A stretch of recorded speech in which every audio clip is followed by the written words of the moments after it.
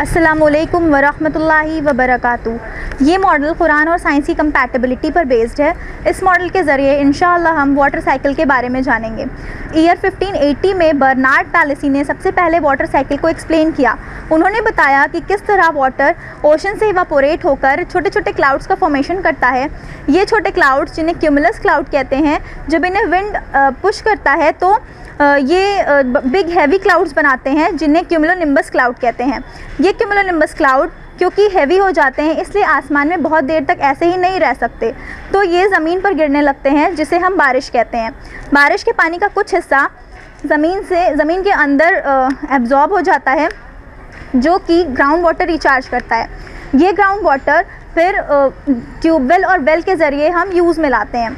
बाकी का जो वाटर होता है बारिश का, वो बहकर नदियों नालियों से होता हुआ वापस समुद्र में आ जाता है, जिसे हम यहाँ पर जो एक साइकिल बना कि वाटर जहाँ से इवापोरेट हुआ था, मीन्स ओशन से इवापोरेट हुआ था और वापस बहकर ओशन में आ गया, इसे ही हम वाटर साइकिल कहते हैं। अल्लाह सुब्हान ताला ने कुरान मजीद की सूरह नूर सूरह नंबर 24 आयत नंबर 43 में फरमाया, क्या तुमने नहीं देखा कि वो अल्लाह ही है जो बादलों को चलाता है, फिर उन्हें आपस में मिला देता है, फिर उन्हें तहबतह कर देता है, और फिर तुम देखते हो कि बादलों से मेह बरस रहा है। अल्लाह सुब्हान ताला ने फरमाया कुरान मजीद की सूरह ज़ुमर सूरह नंबर 39 आयत नंबर 21 में, क्या तुमने नहीं देखा कि वो अल्लाह है जो आसमान से पानी नाजिल करता है, फिर उसके चश्मे जारी करता है, फिर उससे खेती उगाता है जिसके मुख्तलिफ रंग होते हैं। सिर्फ इतना ही नहीं, अल्लाह सुब्हान ताला ने कुरान मजीद की ऐसी बहुत सारी आयत हैं जहाँ पर वाटर साइकिल को एक्सप्लेन किया, जैसे कि सूरह अर-राद सूरह नंबर 13 आयत नंबर 17, सूरह अल-हिज्र सूरह नंबर 15 आयत नंबर 22, सूरह अल-मुमिनून सूरह नंबर 23 आयत नंबर 18, सूरह अल-वाक़िया सूरह नंबर 56 आयत नंबर 68 to 70।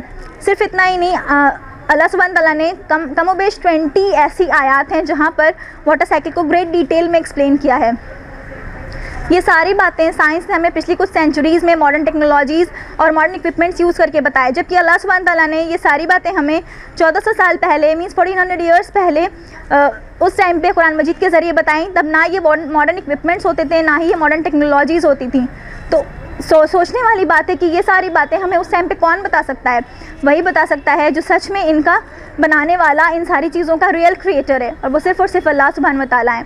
तो ये सारी बातें हमें सिर्फ अपने तक महदूद नहीं रखनी है, बल्कि ये हमारी रिस्पॉन्सिबिलिटी है, ये हमारा फ़र्ज़ है कि हम ये सारी बातें अपने गैर मुसलमान भाई बहनों तक भी पहुँचाएँ। जज़ाकुमुल्लाह खैर, वस्सलामु अलैकुम वरहमतुल्लाहि वबरकातुहू।